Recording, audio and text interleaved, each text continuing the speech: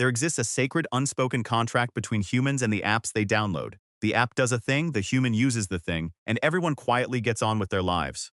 What we did not anticipate, what no reasonable person could have anticipated, is that a significant portion of the human population would look at that contract, set it on fire, and then complain to customer support that the fire wasn't warm enough. What you are about to witness is a countdown of 27 app complaints so spectacularly disconnected from reality that they have, in documented cases, made actual software developers question their career choices, their life decisions, and occasionally, the nature of human consciousness itself. Buckle up. Your faith and common sense will not survive this intact. Number 1. A user downloads a free weather app. The app displays the weather, accurately, in real time, for free. The one-star review reads, "This app told me it would rain and I left my umbrella at home because I didn't believe it and then it rained." 1 star. The app predicted the future correctly and received punishment for being right while the user was wrong. We are already off to a luminous start. Number 2. A navigation app reroutes a driver around a traffic jam, saving them approximately 14 minutes. The complaint: "Why does it keep changing my route? I know where I'm going." Sir, you were going into gridlock. The app knew this. The app tried to help you. You arrived late and then blamed the tool that tried to prevent the lateness. This is less a complaint and more a philosophical stance against efficiency. Number 3. A fitness tracking app sends a gentle morning notification reminding a user to drink water. The user's review: "This app is too pushy and needs to mind its own business." You set up the notification. You ask the app to remind you. The app is doing exactly what you instructed it to do, and you are now upset at it for listening to you. The app is a victim here, and we should acknowledge that. Number 4. A music streaming service occasionally plays an ad between songs on the free tier. The complaint: "I can't believe they put ads in a free service. I'm not paying for this." Correct, you are not paying for this. That is remarkably the entire explanation. The ads are the payment. This is not a loophole. This is economics operating exactly as intended, and somehow it still inspired a 1-star review. Number 5. A language learning app sends streak reminders after a user hasn't practiced in 3 days. The complaint: "This app is harassing me about my Spanish." You downloaded an app specifically designed to help you learn Spanish and are now being harassed by it for that exact purpose. The app is not harassing you. The app is doing its job with more commitment than you are bringing to your own stated goal. And frankly, one of you deserves a raise. Number 6. A food delivery app shows an estimated delivery time of 30 to 45 minutes. The food arrives in 32 minutes. The user's 1-star review: "The time was wrong. It said up to 45 minutes and it only took 32. Very misleading." The food arrived faster than promised, and this was experienced as a betrayal. The word "up to" is doing a heroic amount of grammatical labor here, and it still wasn't enough. Number 7. A banking app logs a user out after 10 minutes of inactivity. Standard security protocol across every financial institution on the planet. The complaint: "This app keeps kicking me out. Very inconvenient." The app is protecting your money from unauthorized access while your phone sits unlocked on a cafe table, and you are angry at the security feature for functioning correctly. The audacity is breathtaking, and the irony is free, much like the security the user is actively resenting. Number 8. A photo editing app watermarks images exported on the free plan. The user's review: "They put their logo on my photos. Your photos, edited using their software, exported without payment, with a small logo that would be removed if you subscribed." The possessive in that sentence is doing a lot of heavy lifting, and none of it is warranted. Be honest, have you ever claimed ownership of something this aggressively without contributing anything to it? Number 9. A meditation app sends a calm, soothing notification at the user's chosen reminder time each evening. The review: "These notifications are extremely stressful. A notification about reducing stress has caused stress. The notification arrived at the time you selected." The app is, at this point, a mirror, and the user does not care for what to see. We must press on. It somehow gets worse. Number 10. A podcast app automatically downloads episodes while connected to Wi-Fi, a feature the user specifically enabled during setup. The complaint: "This app is downloading things without my permission." The permission was granted during setup. The permission is stored in the settings. The settings have an off switch. The switch is large, clearly labeled, and has existed since the first update. The app asked for consent, received it, and then had that consent retroactively revoked via a 1-star review. Somewhere a developer is staring at a wall. Number 11. A recipe app suggests a dish based on ingredients the user previously marked as favorites. The review: "Creepy. How did it know I like chicken?" The user told the app they liked chicken. The app remembered. This was described as creepy. The alternative: an app that forgets everything you tell it, would presumably also receive a 1-star review titled "useless." Number 12. A ride-sharing app charges slightly more during a major city event due to surge pricing. A policy explained in a full-screen banner the user dismissed before confirming the ride. The complaint: "They charged me extra for no reason during the concert."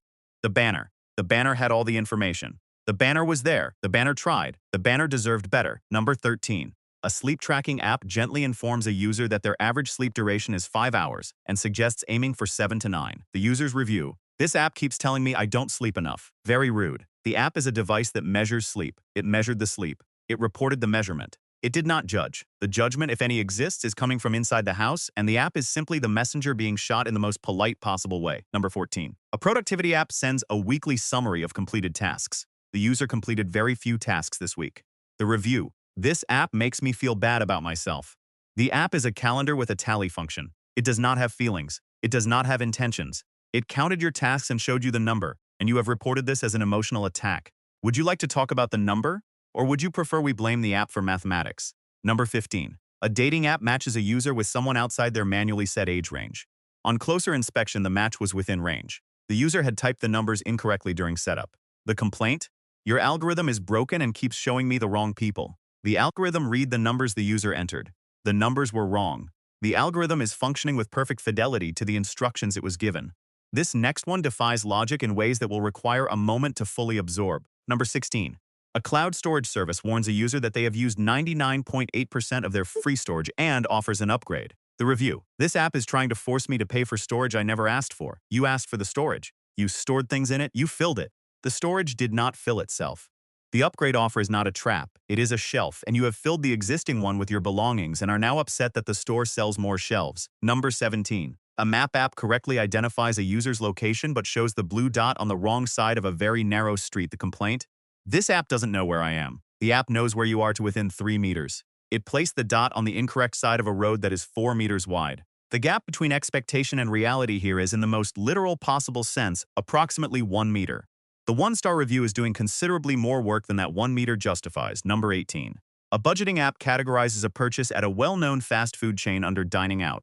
The user's review. This app is judging my food choices. The app placed a restaurant purchase in the restaurant category. It did not comment. It did not editorialize. It did not add a note.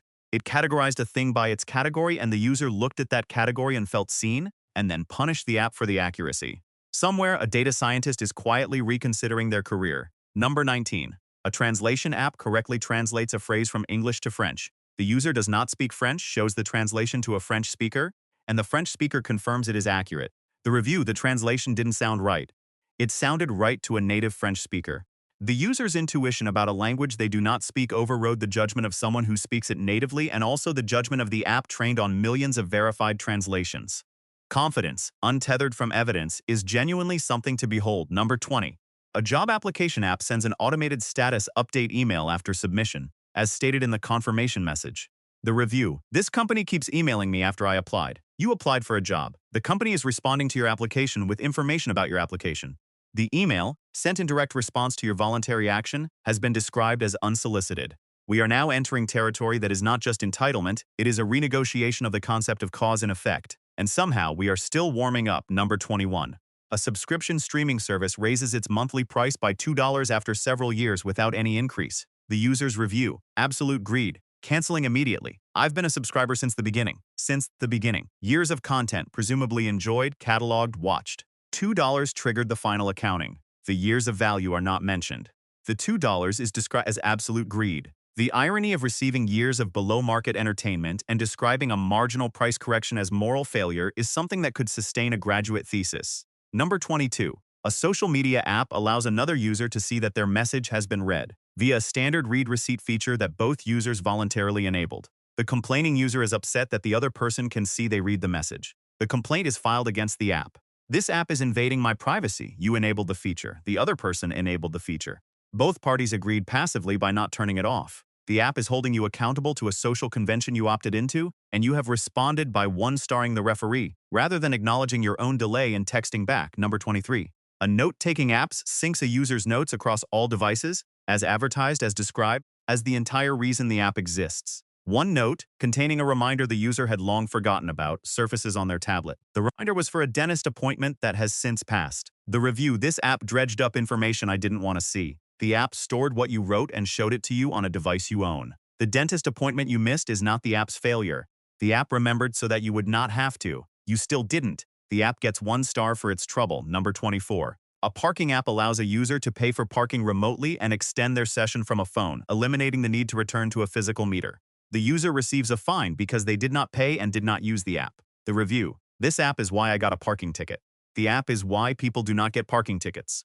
The absence of the app, or more specifically the absence of any interaction with the app, is why this particular ticket was issued. The user has blamed the solution for the consequences of not using the solution. This is a new kind of logic, and we must respect its creativity even as we mourn its existence. Number 25. A parental control app blocks certain websites on a shared family device, exactly as configured by the parent who set it up. A second parent, who did not set it up and did not consult the first parent, attempts to access a blocked site and files a complaint. This app is censoring me in my own home. The first parent is the app's operator. The second parent is the subject of the first parent's settings. The app is caught in a domestic disagreement it did not start, cannot resolve, and is now being reviewed as though it invented the block list rather than merely enforcing it. If you are a developer reading this, I am sorry. I am so sorry. Number 26. A task management app, used by a team of 12 people at a small company, sends automated deadline reminders to all assigned team members. One member, who has missed several deadlines, files a support complaint. This app is targeting me. The app sends reminders to everyone with assigned tasks approaching deadlines. The pattern the user has identified, more reminders than colleagues, is a direct function of more missed deadlines than colleagues. The app is not targeting anyone. The app is a calendar with a conscience, and it has done nothing to deserve this accusation. Number 27. And here we are. The final complaint. A user downloads a completely free app. The app has no premium tier, no ads, no subscription, and no data collection. It is a utility app built by an independent developer who maintains it in their spare time, offered at no cost to anyone who wants it. The app has one small bug, a button that occasionally requires 2 taps instead of 1. The review: garbage. Worst app I've ever used. Total waste of my time. 0 stars. The developer, who charged nothing, collected nothing, and asked nothing, spent their own free time building a tool and giving it away. Read this review and briefly considered whether software development was the right field for someone who still believed in human decency. The button was fixed in the next update. The review was never changed. 27 complaints. 27 windows into a dimension where the customer is not just always right, but cosmically, structurally, historically right in ways that bend physics, override contracts, and occasionally transcend the fundamental relationship between cause and effect.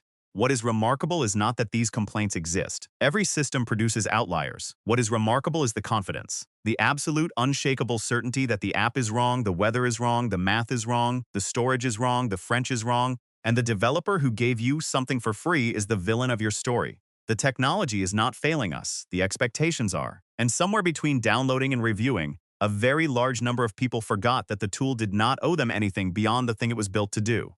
Which of these 27 was the most unhinged? Be honest, and have you ever, even once, left a review you'd like to quietly walk back?